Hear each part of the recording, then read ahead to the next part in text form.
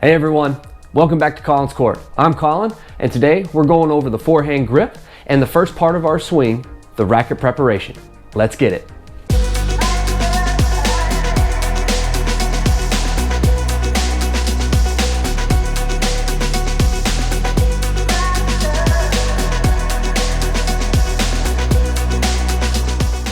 Today we are focusing on getting our racket prepared correctly, but before we get into that, we need to make sure we have the correct grip.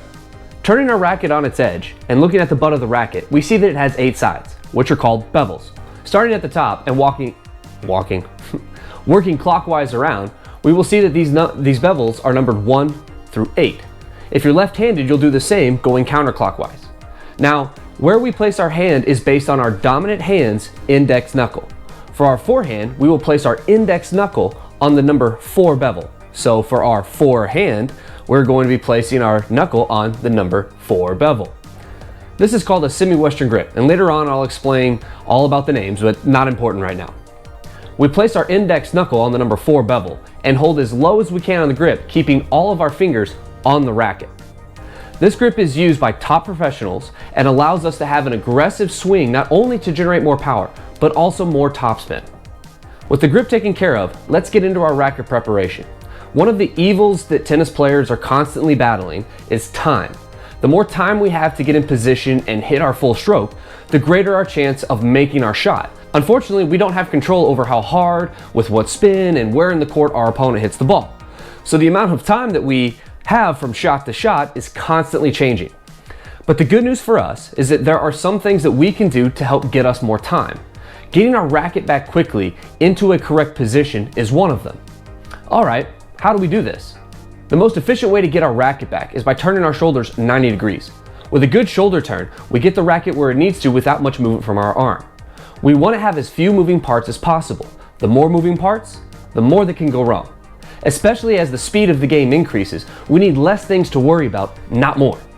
But how do we know if we got our racket in the right place? When you take your racket back, you should be able to look back and see through the strings to the back fence. If you look back and see the frame of the racket, you can have an incorrect grip, or you may need to lay your wrist back. Be sure when you take your racket back that your elbow is bent and your racket head isn't higher than your own. I oftentimes see players with their elbows straight, their hand being too high, and the racket head hovering above their own like a halo. Now this needs to be the first movement our body makes once we recognize we are going to be hitting our forehand. Getting our racket back with plenty of time will prevent us from rushing through the rest of the swing. I often refer these 4 fundamentals as dominoes, and the first domino that needs to fall is our racket snapping back into position. As simple as this first fundamental seems, you'd be surprised at how much players struggle with it. So here are some exercises you can do each day you go out to help establish a good habit of getting our racket back into the correct position. First up, make it a goal to have your racket back before the ball bounces on your side. It's easy to get caught up in watching the game and then remember, oh snap, I gotta get the racket back. So getting your racket back before the ball bounces is a great habit to get into. Next up, the clap drill. This drill was a part of my warm-up in college. I had a coach, trainer, or whoever was around. Clap, I'd snap my racket back as quickly as I could and then sprint to that side while keeping my racket in place. This last one will incorporate some movement.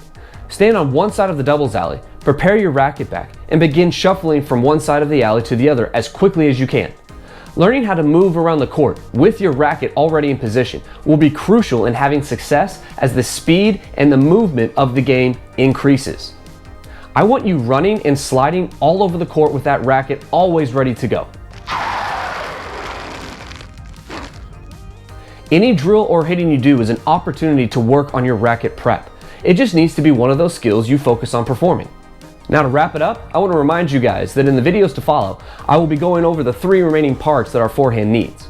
So be sure to hit the subscribe button down below so you don't miss out. If you like this video, smash the like button, and if you have any questions, comments, or observations, please leave them down below.